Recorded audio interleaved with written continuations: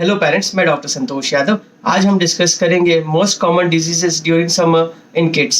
इसमें हम डिस्कस करेंगे सबसे पहले कि क्यों समर में डिजीजेस होते हैं, कौन कौन से होते हैं, एंड लास्ट में कैसे प्रिवेंट कर सकते हैं। समर में इन्फेक्शन क्यों होता है? सबसे पहला रीज़न है hot and humid environment. Study कहती है कि 40 डिग्री सेल्सियस के ऊपर टेम्परेचर में bacteria, viruses and other infections बहुत जल्दी ग्रो करते हैं। जो दूध आपने आधा एक घंटे के लिए ठंडी वाले सीजन में रखा हुआ है कंपेयर टू गर्मी वाले सीजन में रखा हुआ है, तो गर्मी वाले सीजन में उसमें इन्फेक्शन जल्दी पकड़ेगा। सेकेंड रीज़न है कि इवापोरेशन ऑफ वाटर। आपके शरीर में से, आपके बच्चे के शरीर में से पानी जो है वो इवापोरेट हो जाता है आँख में से, बॉडी में से, थ्रू पसीना। इसके वजह से वहाँ पे they are prone to infection. Third reason है कि चेंज ऑफ टेम्परेचर। काफ़ी घरों में अब एसी आ गया हुआ है, तो दिन भर या रात में बच्चा एसी में सोता है एंड बाहर जब जाते हैं तो वहाँ पे एसी नहीं रहता, गर्मी रहता। तो ये जो डिफरेंस आता है ठंडी और गर्मी, इसमें इन्फेक्शन, वायरल, कफ कोल्ड होने के चांसेस ज़्यादा रहते हैं। तो ये 3 रीज़न है जिसके वजह से समर में इन्फेक्शन होते हैं। अब हम आगे बढ़ते हैं और देखते हैं कि कौन से कॉमन डिजीज़ जो मैं समर में देखता हूँ। सबसे पहला है फूड पॉइजनिंग। इसमें क्या होता है कि पहले बच्चों को वॉमिटिंग चालू होता है, उसके बाद बच्चों के पेट में दुखता है, फीवर आता है mild to high grade, and then loose stool चालू होता है जो 3 दिन से लेकर 10 दिन तक रहता है।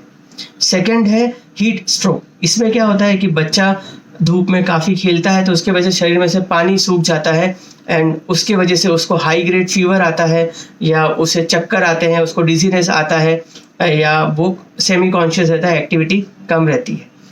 थर्ड है कंजक्टिवाइटिस। यस, कंजक्टिवाइटिस बहुत कॉमन है समर सीजन में। जैसे मैंने आपको कहा था, बिकॉज ऑफ सन एक्सपोजर पानी जो है, अपनी जो आई, जो प्रोटेक्टिव लेयर है, म्यूकस, वो टीयर्स जो है वो इवापोरेट हो जाते हैं, ठीक है, एंड वो ड्राई हो जाता है, वहाँ पे इन्फेक्शन होने के चांसेस बहुत ज़्यादा रहते हैं।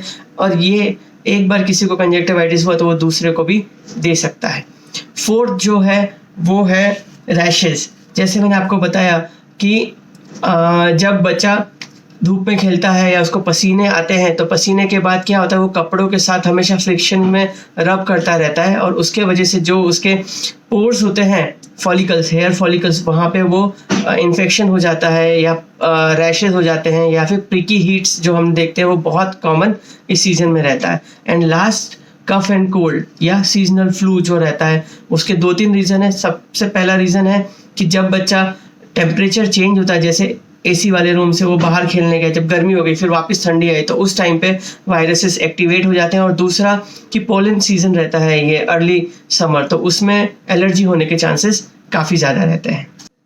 अदर कॉमन डिजीजेज हैं typhoid, jaundice and hand foot mouth disease. Hand foot mouth disease में क्या होता है कि बच्चों को पैरों में, बटक एरिया में, हैंड में, पाम सोल में रैशेज आते हैं। इस बार ये केसेस हमने बहुत कम, एक ही केस देखा है, नहीं तो एवरी ईयर ये n नंबर्स ऑफ केसेस में आते हैं। क्यों कम आ रहे हैं? बिकॉज बच्चे अपने पीयर ग्रुप, स्कूल में गए नहीं है, ट्यूशंस में गए नहीं है अभी तक, इसीलिए ये केस हमने कम देखे। पर जैसे ये स्कूल चालू होगा ये केसेस आएंगे, तो प्लीज़ आप इसका ध्यान रखिएगा।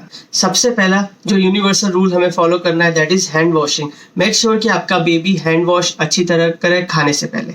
सेकेंड है कि मेक श्योर आपका बेबी अच्छी तरह और ज़्यादा अमाउंट में लिक्विड ले, in the form of water, ORS, butter milk, juice, but liquid ज़्यादा ले। थर्ड है कि आपका बेबी, जब भी आप अपने बेबी को कपड़े पहनाए तो वो लूज कपड़े हों और लाइट कलर्ड कपड़े हों, बिकॉज डार्क कलर कपड़े हीट ज़्यादा लेते हैं और उससे गर्मी ज़्यादा होती है। फोर्थ, अगर आप अपने बेबी के साथ बाहर कहीं जा रहे हैं तो उसे अकेले कार में ना छोड़ें बंद करके, बिकॉज उसमें काफ़ी ज़्यादा गर्मी होगी। फिफ्थ, कि सनस्क्रीन अप्लाई करें बेबी को भी। 6 पॉइंट, मेक श्योर कि बच्चे बाहर 12 से 3 के बीच में ना जाए, बिकॉज उस टाइम पे सन रेज जो परपेंडिकुलर रहते हैं और वो काफ़ी डेंजरस रहते हैं। लास्ट और बहुत इंपॉर्टेंट पॉइंट कि under cooked food and street food वो आप प्रिवेंट करें। जो पानी पूरी आप खाते हैं वो प्रिवेंट करें, बिकॉज उससे जॉन्डिस, टाइफाइड होने के चांसेस बहुत ज़्यादा रहते हैं। अगर आप ये सिंपल मेजर्स लेंगे और बेबी को फ्लूइड देते ही रहेंगे तो इन्फेक्शन और ये समर सीजन काफ़ी अच्छा जाएगा। Thank you. अगर कोई भी क्वेरी या कुछ भी हो तो आप मुझे डायरेक्ट मैसेज या कमेंट बॉक्स में रिप्लाई कर सकते हैं। I will try to reply you back. Thank you.